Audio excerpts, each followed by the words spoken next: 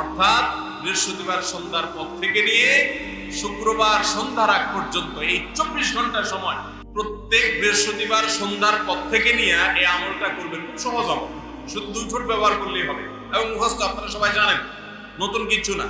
করবেন তো ইনশাআল্লাহ? হ্যাঁ, আমার আমলের অভ্যাস গড়ে তুলতে হয়, সারা জীবন একভাবে চলতে হয় না।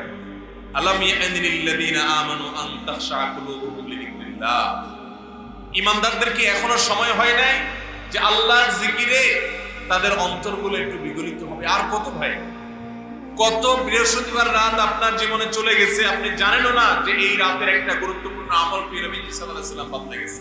আপনি জানেন আমলটা, আপনারা এখানে যতজন আছেন সবাই জানেন, জানেন না মানে একজনও নেই, সবাই জানেন আমলটা এরকম একটা আমল, কিন্তু সে আমলটা যে এই সময় করতে হয় হয়তো জানেন না, অথবা জানেন কিন্তু আমল নেই।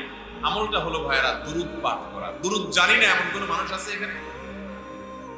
নবী করিম সাল্লাল্লাহু আলাইহি ওয়াসাল্লাম জুমার রাত যখন শুরু হয়, অর্থাৎ বৃহস্পতিবার সন্ধ্যার পর থেকে নিয়ে শুক্রবার সন্ধ্যার আগ পর্যন্ত এই 24 ঘন্টা সময় দুরূদ পাঠের জন্য নির্দেশ করেছেন এবং বলেছেন, কারণ সালাতুকুম মারুদাতুন আলাইয়া, তোমরা যে দুরূদ পড়ো আল্লাহর ফেরেশতারা সেটা আমার সামনে পেশ করে এবং বলে অমুক জায়গা থেকে, আপনি সুবর্ণচর থেকে করছেন, তো আল্লাহর ফেরেশতা বলবে যে হে আল্লাহর রাসূল, সুবর্ণচর থেকে বাংলাদেশের ওই থানার ওই উপজেলার ওই গ্রাম থেকে অমুকের ছেলে অমুক আপনার প্রতি দুরূদ প্রেরণ করেছে।